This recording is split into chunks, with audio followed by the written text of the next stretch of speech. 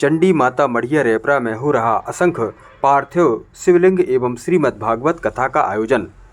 रेपरा नगर मुख्यालय में दिनांक 24 जनवरी से 31 जनवरी 2025 तक डॉक्टर रजनीश शास्त्री जी के सानिध्य में चंडी माता मढ़िया रेपरा में सुबह 9 बजे से 11 बजे तक असंख्य पार्थिव शिवलिंग निर्माण एवं अपराह्न 3 बजे से 6 बजे तक संगीतमय श्रीमद् भागवत कथा का आयोजन चंडी माता मढ़िया मंडल रेपरा के द्वारा कराया जा रहा है, जहां हजारों की संख्या में धर्म प्रेमी पार्थिव शिवलिंग निर्माण एवं श्रीमद् भागवत कथा का रसास्वादन कर रहे हैं। वहीं इस विषय पर अधिक जानकारी देते हुए डॉक्टर रजनीश शास्त्री जी द्वारा क्या कुछ कहा गया, आप भी सुने। यह जो धार्मिक आयोजन है यह चंडी महिला मंडल के द्वारा आयोजित है और यह जो आयोजन है यह आयोजन हमारे चंडी महिला की जो महिला मंडल द्वारा प्रति सोमवार भजन किया करती थी वो मढ़िया में मंदिर में, उसी के आज समापन समारोह में उन्होंने असंख्य पार्थिव शिवलिंग निर्माण, रुद्राभिषेक एवं श्रीमद् भागवत कथा करने का मन में निश्चय किया कि हम लोग बहुत दिनों से कई वर्षों से कर रहे हैं, उसका समापन हम भागवत जी के द्वारा करेंगे। तो यह जो आयोजन है ये महिला मंडल के द्वारा आयोजित है।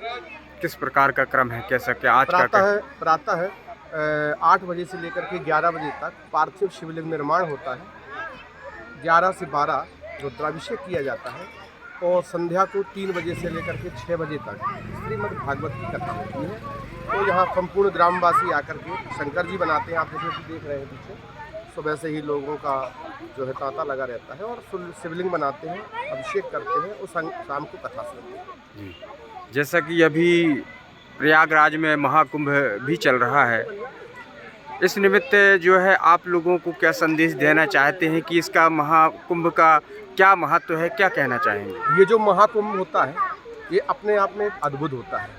हमारे शास्त्रीय परंपरा में 4 स्थानों में अमृत गिरने से कुंभ का आयोजन होता है।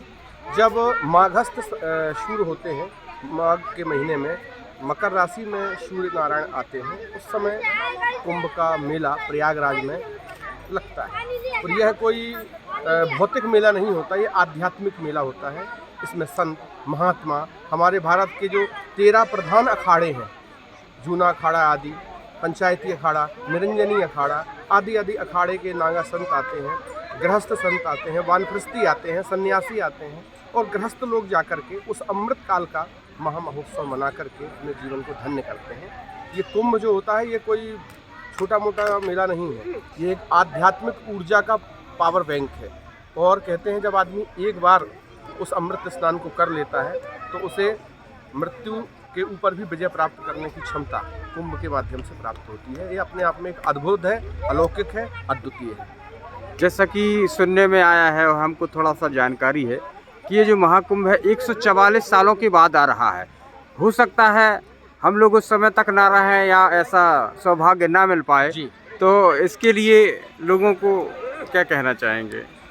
क्या है, ये जो हमारे यहाँ 12 साल में पूर्ण कुंभ लगता है, 6 साल में अर्ध कुंभ लगता है।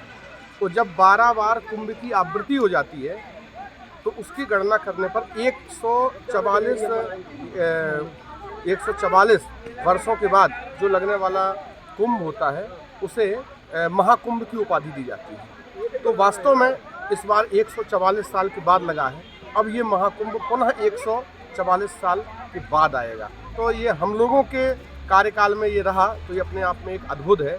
हम लोग उस पल के साक्षी रहेंगे जिस पल में ऐसा दिव्य भव्य महाकुंभ लगा हुआ है। प्रयागराज की धरा पर संपूर्ण भारत के संत महात्मा जाकर के और उस दिव्य ऊर्जा को ले रहे हैं। तो ये अपने आप में अनुपम है, अपने आप में बड़ा ही विहंगम दृश्य है।